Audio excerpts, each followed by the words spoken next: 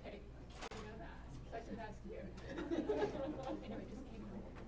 It's all about everywhere checking.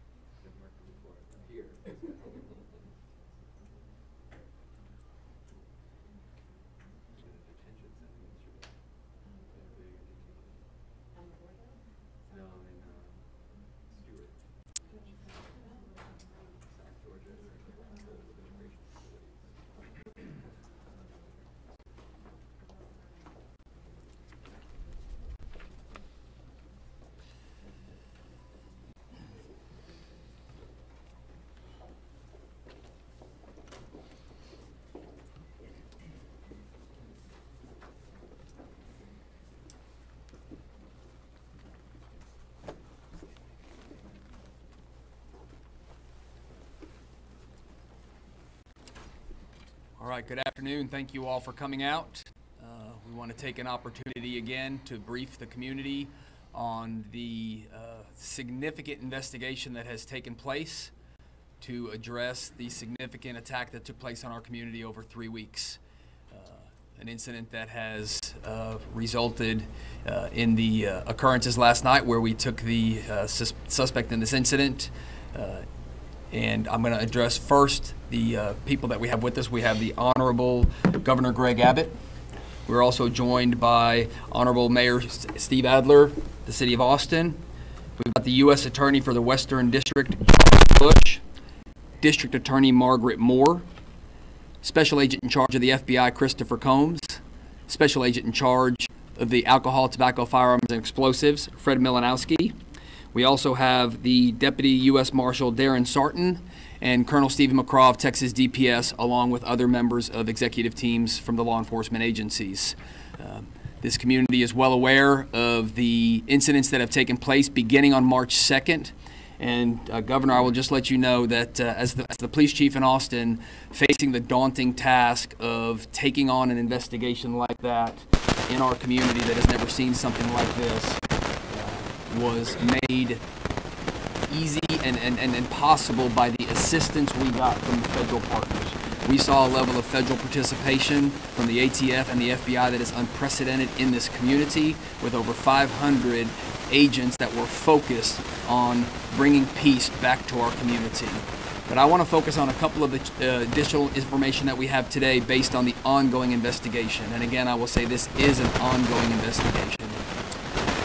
We have at this point located a recording that the suspect in this incident made. It is about a 25-minute recording where he talks about what he has done. I would classify this as a confession. This was on a phone that we found in his possession early this morning after we had the officer involved in shooting, after he detonated that bomb that he had with him. On this recording, the suspect describes the 6 bombs that he constructed with a level of specificity that he identified the differences among those 6 bombs. We have told you all along that they all had similarities, which they did as far as specific components, but there were also differences between them. And on this recording, he identified what those differences were. I know everybody is interested in a motive and understanding why, and we are never going to be able to put a ration behind these acts. But what I can tell you, having listened to that recording, he does not at all mention anything about terrorism, nor does he mention anything about hate. But instead, it is the outcry of a very challenged young man talking about challenges in his personal life that led him to this point. Based on what we heard on the recording, he described the 6 devices, and we have recovered those 6 devices.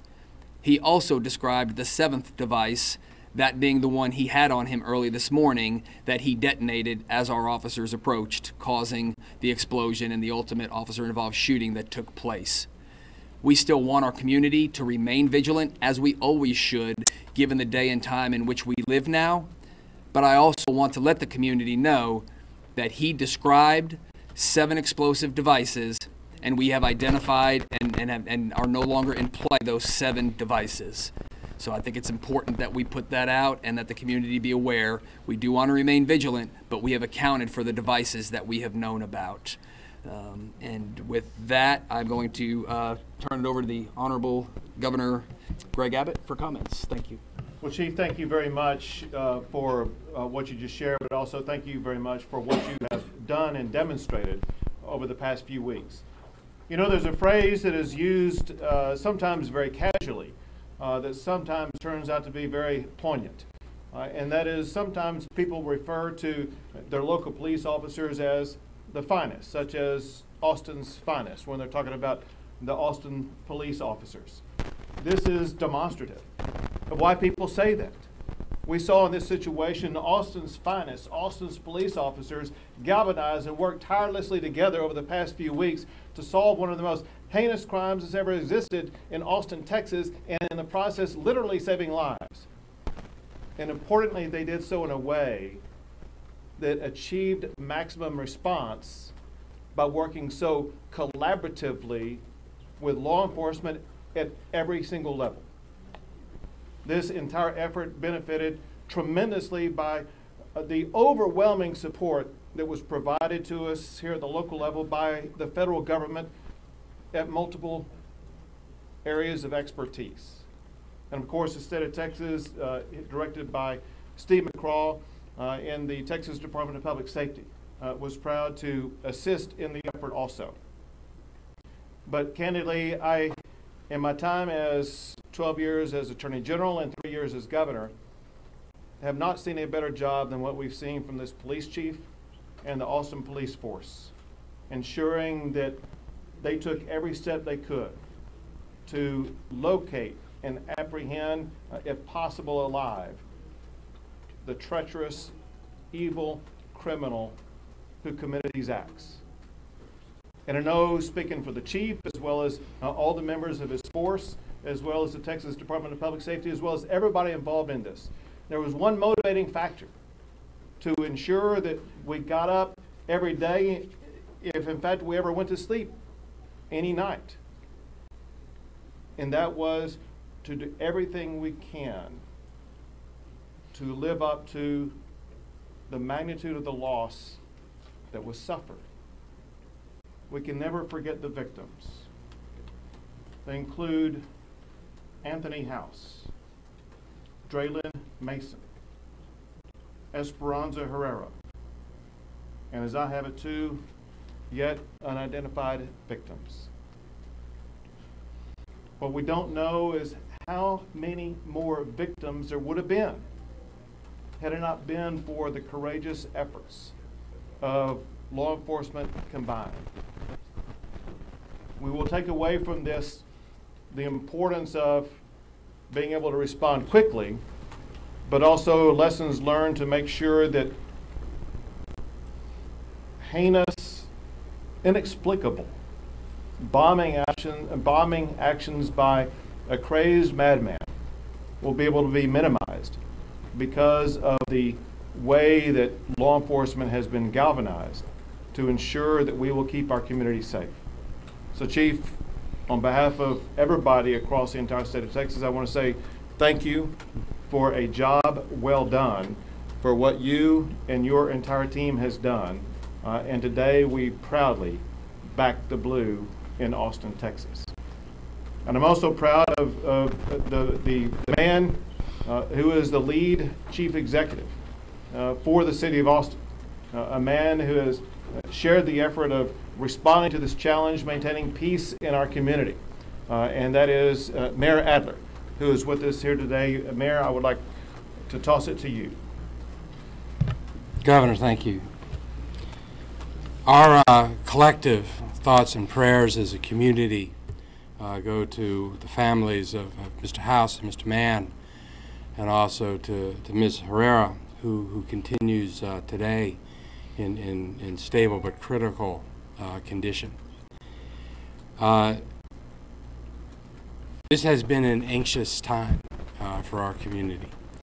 I'll tell you that I think our community was getting a little frayed here toward the last few days. I am so proud of our police force and our police chief, Brian Manley. The work that they did was just incredible, with the weight of an entire community on their shoulders. I was incredibly impressed with the support that we had. Governor, you weighed in very early, both with manpower. You helped initiate the reward, as well as the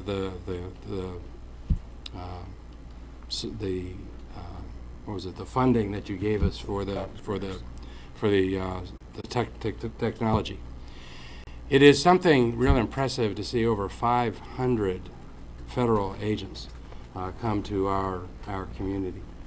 I was impressed with the determination and the focus of the collective force and the way that they were able to work across jurisdiction in order to be able to deliver the outcome. And quite frankly, it was only watching the collective forces working together that gave us the confidence to be able to tell our community that if we pulled together and did our part, that this was going to be solved, and it was going to be solved quickly. And to our community, I want to say thank you as well. I think that we can be proud of what we did. When you're in these kind of instances, it's easy to find yourself feeling a little bit helpless, but we were not helpless as a community. Our law enforcement professionals asked us to be their eyes and their ears, and they asked us to get each other's back, which is what we did. It is important for us to be able to see around us the things that were suspicious and to be able to identify them. And as the facts come out in the upcoming time, I think the community is going to see that people identifying things that were suspicious helped us to be able to resolve this. So I'm proud of a community that stepped forward. I will also tell you that I've had the opportunity to be in many neighborhoods, stressed neighborhoods, over the last couple weeks, and in town hall meetings, talking to the community about identifying things in their neighborhood that are suspicious. What I learned was that as a community, we do not know our neighbors the way that we should, or perhaps the way that we used to. I think it is real important as a community that we use this moment. The legacy of this event for us should be that we walk across the street and introduce ourselves to our neighbors, or down the street or across the hall. We should know our neighbors better than we do. And if we do that, we will be a stronger and better community, and we will have advanced from this time. Again, on behalf of an incredibly thankful and appreciative community, to everyone that is gathered here behind me, I want to convey a community's thanks.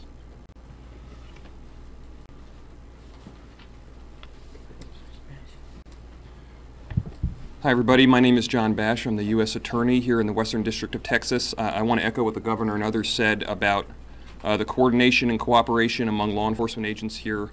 It was truly amazing to see these guys work. 500 agents coming together, bringing different skill sets to the table and working together to capture this guy and ultimately to identify and locate him. It was amazing to watch. For our part, the U.S. Attorney's Office had a team of prosecutors on this case around the clock, helping out with warrants, other forms of legal process, answering legal questions as they arose. That ultimately culminated in the filing of a complaint last night, charging the suspect with 1 count of possession of a destructive device and an accompanying arrest warrant, which allowed us to go arrest him. We got great support from D.C., from the Attorney General, the Deputy Attorney General, the FBI Director, the ATF Deputy Director. We got great support from our state elected leaders, Governor Abbott especially. We also worked hand in hand with the District Attorney's Office. District Attorney Margaret Moore and her team were phenomenal. We were side by side throughout this entire situation, and we worked great together. The only thing I want to end with is Governor mentioned the victims. Just makes me so mad to think about someone like Draylen Mason. As we've learned in the news, a prodigy, had a great life ahead of him. Someone like Anthony House, who had a little girl. And it's good that we came together to do justice for those victims. Thank you.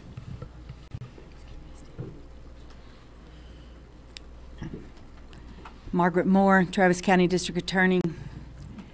I can tell you from the DA's office standpoint that from the minute we got the call as a major crime when the first explosion went off until early this morning when the suspect was apprehended, we were engaged and knew from the second explosion that we were planning on a capital murder case seeking the death penalty. I believe that that opinion was shared by the U.S. Attorney's Office very early on, and that caused us to coalesce very rapidly into an excellent team that I think we'll always be proud of, because every thought was given to not only finding and apprehending the suspect, but to how we would be putting those cases together in the future, and with the anticipation that we'd be looking at both federal and state charges. So the teamwork was exceptional, and I think all of us are very grateful that we had the opportunity to build that kind of team. I can also tell you from being in the midst of it, John and I were up there many, many hours ourselves along with our assistants, that the level of expertise, talent, and commitment just simply can't be described. Nothing was left unattended to. Leads were followed. Documentation was made. People worked tirelessly. Everybody had a passion and a commitment that has borne fruit in a way that we could only have hoped would come about. I can also tell you that your police chief made decisions in my presence that were tough to make, but he made them well. and I believe he saved lives with the decisions he made, because we had a man committed to further crimes and intentions to kill. So this is can never be called a happy ending, but it's a damn good one for the people of this community and people of the state of Texas. And I appreciate the opportunity to work with these amazingly fine individuals and all of the folks who work for them. The deaths that occurred here were random and meaningless and absolutely something that we can't ever get our heads around. But we reacted in a way that I would hope every citizen would want us to react, and I'm proud to be here today to say we got it done. Good afternoon. I'm Christopher Combs. I'm the FBI Special Agent in charge. It's this partnership that brought this to conclusion. This was a very difficult case. And it was only through the work of the Austin Police Department working with us, with Texas DPS, with the Texas Rangers, the FBI, ATF, the Marshals, the Postal Service, that we were able to do this. This is what we do here. The partnerships are strong. We work very well together. And it's through that partnership that we were able to find this guy. If we had not found this man, I think we all believe very certainly that there would have been more devices and more innocent civilians would have been hurt and would have been killed. I think the people of Austin should be very, very proud of Chief Manley and the Austin Police Department. The people of Texas should be very proud of DPS and the Texas Rangers. And the people of this country should be very thankful to law enforcement in general. I think the narrative should be what you saw here. You had law enforcement people running towards explosions to help people. I've seen the video of what happened last night. You literally had Austin police officers running towards a vehicle that had an explosive device in it. That detonated. That is unbelievable courage. Those are heroes. And I think that's what we have to put out. The men and women of law enforcement do this every day. Maybe not to this level, certainly not on this stage with the media, but I would stress to everybody, this is what we do every day in law enforcement. And I think that's what the narrative should be. And for me personally, I'm very proud today that I have the honor of holding a badge and working with these fine men and women behind me. We will be here until this is over. We will maintain our presence into this city until we are absolutely certain. There is no question that there's nothing else that's going to happen here in Austin, Texas. And we will do that any place in America. Where there is a major crime, I assure you that the FBI will surge the resources to help our local partners, to help our state partners, and get on top of very difficult cases as fast as we can. So I take great pride in that. I'd like to thank the men and women of the FBI for what they did here. It's unbelievable work, and I'm very proud to be a member of the FBI. Thank you very much. Good evening. Fred Milanowski, Special Agent with ATF. My 29 years in law enforcement, I've had many, many complex long-term investigations, none of which had the partnerships that we had in this. I want to thank my partners, FBI, DPS, Austin Police Department. Everyone brought their A game and their A team, and everyone checked their egos at the door. There was many, many nights we thought we were going home at 8 o'clock, and people were there until 3 o'clock in the morning. Everyone that was at the command center wanted nothing more than to bring this case to a conclusion. And everyone's tired. Everyone's put in 100% effort. And as Seth Combs said, we will not be leaving until we have tied up any loose end. And we've said all along we will turn over every rock in this investigation, and we will make sure that the Austin Police Department, the City of Austin, is safe before we return our assets back to where they came from. So, as Coach Wooden says, it's amazing what you can accomplish when no one's worried about who gets the credit. So thank you to everyone that helped out in this case. And I've left a few comments to last, and that is for our city manager, Spencer Cronk, and our assistant city manager, Ray Ariano. And some of these comments have actually been made, but sir, I've told you several times that you have a police department to be proud of. The men and women of the Austin Police Department put it on the line every single day for this community because we care. I am proud of our federal partners, our state partners, everybody came to bear. But I want to reiterate, the men and women of the Austin Police Department that serve our community day in and day out, and what happened last night, that video is harrowing to watch your officers that you have known for years, charge into what they knew was a dangerous situation and then have the outcome that we always knew was possible, and to watch as they fall backwards from the concussive blast from that explosion. Thankfully already knowing that they were okay, but knowing the whole time they were willing to put their life on the line because of the danger this suspect had posed to our community. So I am proud of the men and women of the Austin Police Department. I am proud to get here today, to stand here today and represent them and the hard work that they did over these past 3 weeks, along with our federal partners. And Governor, you started with the reward money, and that got us out of the gates. Our federal partners jumped in and added reward monies. There was no stone left unturned, as we said there would not be, and everyone was committed, whether Austin is your home community or whether you flew here from another state and your federal agency to help us. Everyone was committed.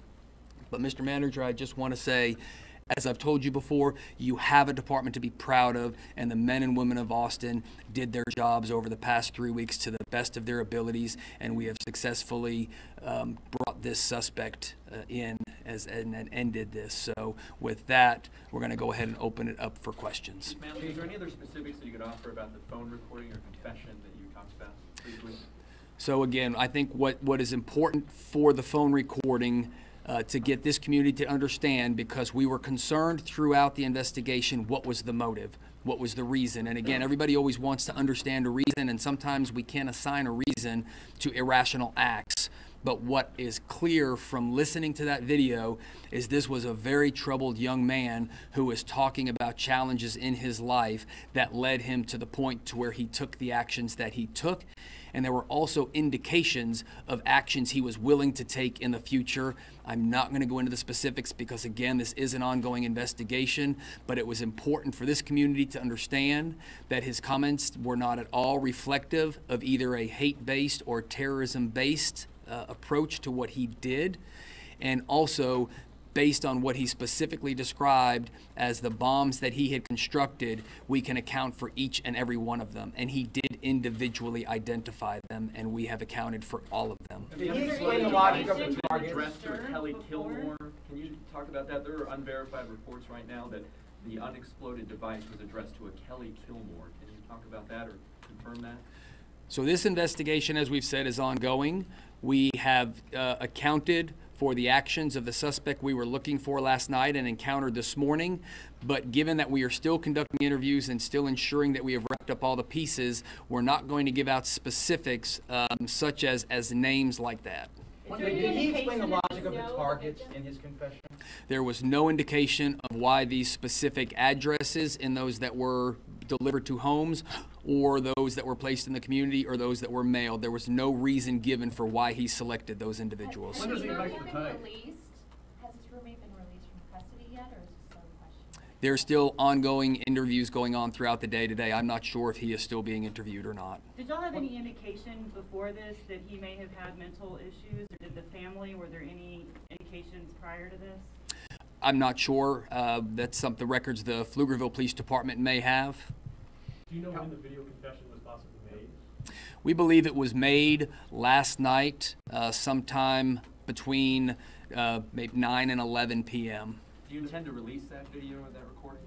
No, not at this point. This is an ongoing investigation, and we will be keeping that as part of the evidence. Do we have any idea as to why he made those tapes and those recordings?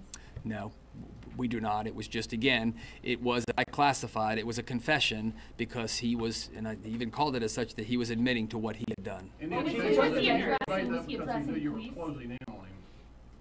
I'm sorry, sir? Any indication that he made that because he knew that y'all were closing in on him? Yes, there were indications that he stated in the video that he felt like we were getting very close to him. Speaking about the heroic work you talked about with the officers, could you describe a little bit more in detail just to take us through so our audience can get a sense of what they actually encountered on the scene last night as the suspect was trying to escape and you had to engage and rendered him dead? So our goal throughout this was to put a stop to the violence to our community, but we were looking for a peaceful resolution last night. We had identified this individual as our suspect, and when we were able to locate him again up in that Round Rock area, in that parking lot of that hotel, we brought in many resources who all stayed at a distance so he would not recognize that we were there while we waited for the arrival of our tactical teams and the equipment that provides ballistic protection, because we wanted to have the best outcome, but we also wanted to have the most safe environment for our officers to work within. While we were waiting for all of those assets to arrive, the suspect drove out of the parking lot. As he drove southbound on the frontage road, we had several officers following him in unmarked vehicles and different type vehicles, not knowing where he was going to go or what might be next or whether he was armed. There was a decision made to put the stop in that frontage road before he got on I-35 and potentially went anywhere else. So our tactical team employed a tactic to stop the vehicle, and when we got that vehicle stopped, many members of the Austin Police Department approached his vehicle, and as they got to the window and began to bang on the window, what you can see on the video is a tremendous explosion that takes place, and you see our officers fall backwards from the blast, and then ultimately it ended in the officer-involved shooting. So as I described, we had officers knowing they had just stopped someone who has been involved in placing bombs around our community for 3 weeks, knowing the dangers involved in that, but they ran towards that and they put an end to it. One more question. Was he killed by the shooting or by the bomb? That will be a determination for the medical examiner to make. However, I will say the injuries that he sustained from the explosion were significant. Thank you. But what you say to other people who are still afraid that there are other bombs out there? How can you be sure?